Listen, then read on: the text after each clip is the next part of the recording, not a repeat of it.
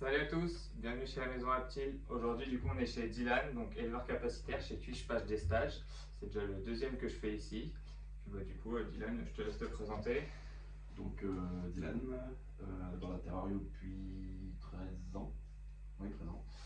Donc, j'ai commencé avec du Régius, ensuite Pichiophyse caténifère, Hétérodon nasicus, jusqu'en 2018 où il a fallu passer les hétérodons sous CDC.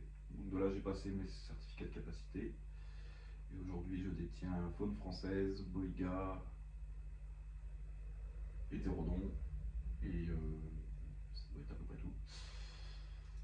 Plus Pichiophyse toujours et Python Régius.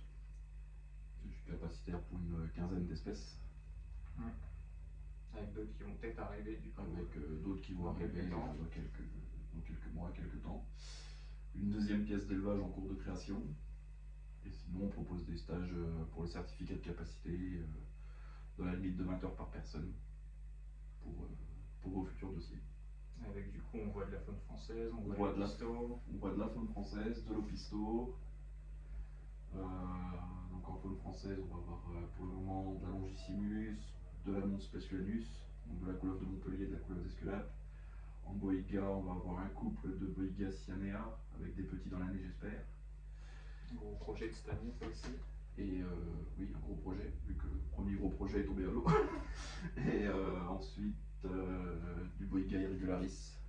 Sinon, on va en formation, donc on va travailler tout ce qui va être les manipulations, que ce soit au crochet, la mise en boîte, la mise en sac, la contention, le sexage, l'ouverture de bouche, le nourrissage.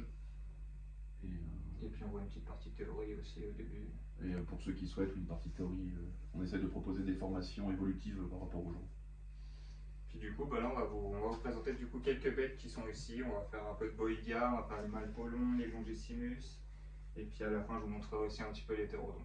Allez, c'est parti. Du coup, en première espèce, on a le boïga cyanea.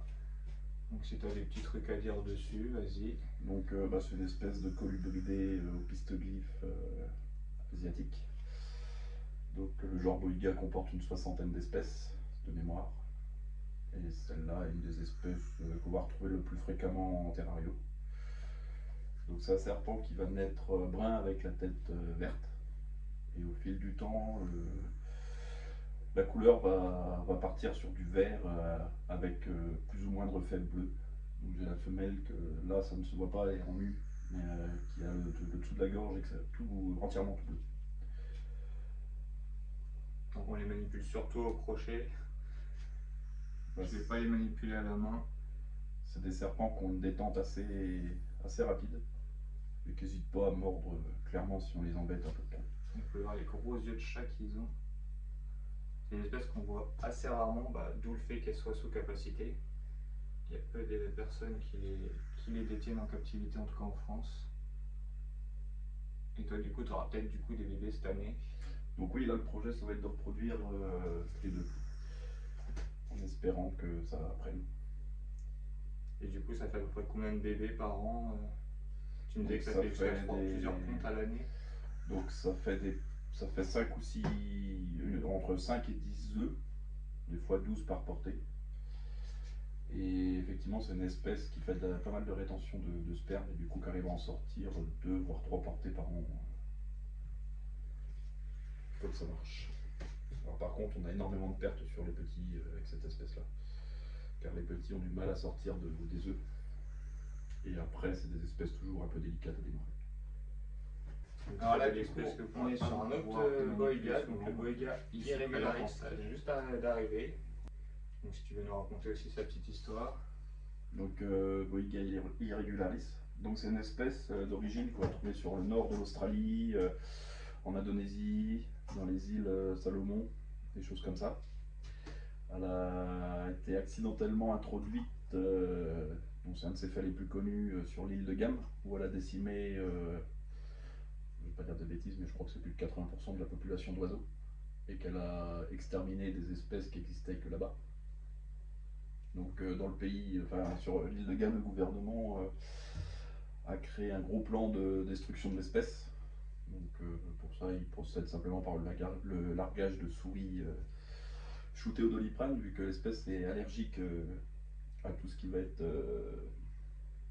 Non, je sais plus la. C'est quoi qui est dans le Doliprane? Oh là là, les ingrédients. Enfin, c'est allergique à la substance active du Doliprane. Au paracétamol, là.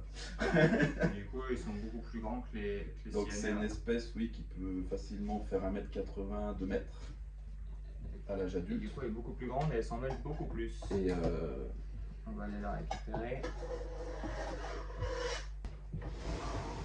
Là, voilà. Et du coup, ouais, ça c'est un mâle que tu as récupéré il y a donc peu c'est de un temps. mâle qui est arrivé il y a 15 jours. Donc qui vient qui est un mâle qui provient d'import.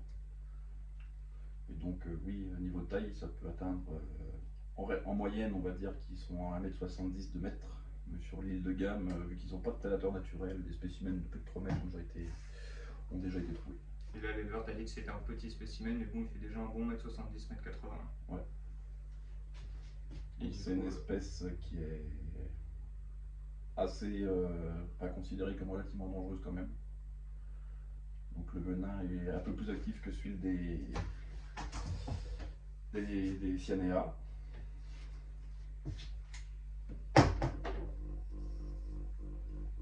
Et il occasionne énormément de morsures dans son milieu sauvage, au peuple de ce milieu sauvage.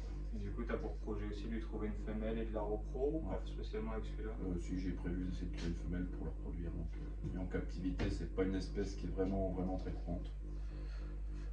Donc en France, il me semble qu'on est de mémoire 2 en avoir. Donc si vous voulez en voir, il faut venir ici. Bah, soit ici, soit chez l'autre. Pas beaucoup de choix. C'est vachement rigolo.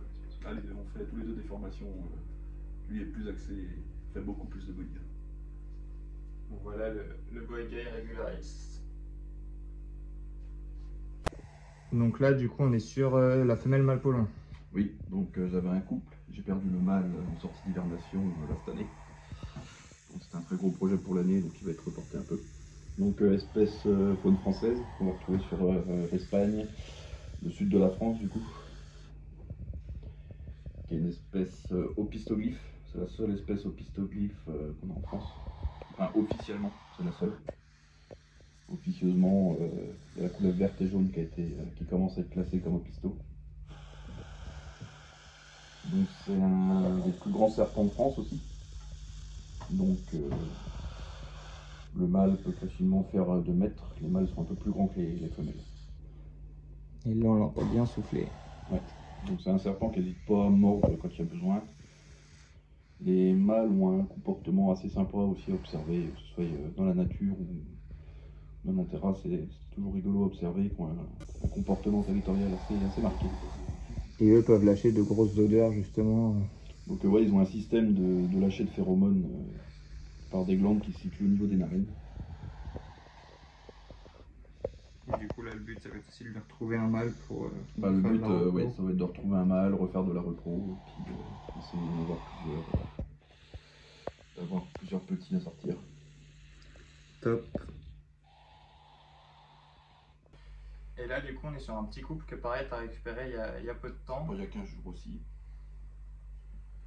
Donc, un couple de couleuvres d'Esculape, de Zamelis longissimus. Donc ça, c'est une espèce qui va être très présente en Europe, dont la France. En France, elle couvre quasiment toute la partie, quasiment toute la France, hormis le nord en fait.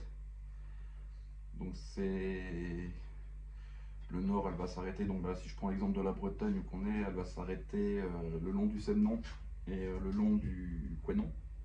Donc elle ira pas plus loin dans les terres de la Bretagne. Donc elle reste vraiment délimitée autour du 35. Et sinon en France, c'est une espèce qui est vraiment très présente. C'est une espèce qu'on va retrouver facilement si vous achetez une vieille maison dans les greniers. Elle adore les vieilles bières. En plus, il fait beau, il y a de la température, il y a de l'humidité, il y a tout ce qu'il faut. C'est aussi une des seules espèces qui est vraiment arboricole en France. Donc n'hésite pas à grimper dans les arbres pour les bouffer ce qui se passe pour aller manger les petits dans les nids ou des trucs comme ça. Donc là sur la femelle, elle a un poil plus jeune que le mâle. Donc Donc on voit qu'elle a encore sa couleur de juvénile un peu, on voit encore la présence du collier, alors que le mâle lui a déjà commencé à prendre sa couleur quasi définitive au final, qui va tirer sur le vert olive un peu, le marron. Et la femelle est aussi un petit peu plus taquine, elle attaque un peu plus souvent. Bah, les juvéniles de cette espèce là ont tendance à bien attaquer. Bon après ça fait pas mal quoi. Là, ça fait une toute petite marque, je sais même pas si vous allez la voir, là je me suis fait mordre hier en la prenant et là tu viens de te faire mordre en la prenant aussi, mais ça fait pas mal. Non, c'est pas, voilà. On dirait qu'elle essaie là aussi encore, hein. Elle essaye d'ouvrir la gueule, ça se trouve on va en avoir une en direct. Donc ça c'est vraiment une espèce qui est sympathique. Et du coup aussi de la repro plus tard, quand ils seront en âge. Donc pas cette année parce que la femelle est un peu petite. Mais ouais, courant d'année prochaine ou d'ici 2 ans. Et du coup, encore un beau projet à venir. Donc pareil, soumise à CDC et pas. Donc à l'extérieur, c'est de la faune protégée, donc on n'a pas le droit de les prélever directement en dehors. Donc comme pour le mâle polon de toute façon. Tout ce qui est faune française, de toute façon, il faut le CDC. CDC, faut les autorisations. IFAP. Et du coup, une dernière petite espèce bien sympa à présenter. Donc ouais, vite les doigts trop devant non plus. Ouais, un petit hétérodon nasicus. Vraiment très beau, donc qui est passé sous certificat de capacité aussi depuis quelques années. Il y en a qui les manipulent seulement au crochet. Là, lui, on connaît le spécimen et on sait ce qu'on fait aussi. On fait attention. Il est vraiment très beau. Le serpent à groin, pour ceux qui n'en ont jamais vu, avec la tête assez spéciale.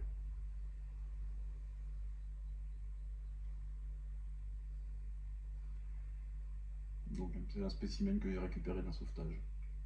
Ouais, parce que du coup, comme tu es capacitaire, tu récupères des fois des saisies avec la DTP. Donc là, c'était pas une saisie, là, non, c'est une asso qui récupérait pas mal de bestioles chez une personne. Et du coup, eux n'étaient pas capacitaires pour cette bête-là qui était au milieu du groupe de bestioles. Donc, ils ont demandé si je voulais la récupérer. Donc, ils ont récupéré tout le reste et toi, tu as pris du coup ceux qui étaient sous capa que tu avais. C'est ça. Voilà aussi une petite espèce bien sympa. Du coup voilà pour quelques présentations de certaines des bêtes de chez Dylan. Donc si vous voulez les retrouver en stage, n'hésitez pas à contacter Dylan, que ce soit sur TikTok, Instagram ou Facebook. Je mettrai les réseaux en description. Donc pour toute demande de stage, si vous avez des questions, n'hésitez pas à lui poser. Plus sur les 2 derniers parce que sur TikTok je réponds pas souvent aux messages. Ouais, TikTok ça sera juste pour voir les vidéos qu'il présente, mais sinon si vous avez des messages, n'hésitez pas sur Facebook et Instagram.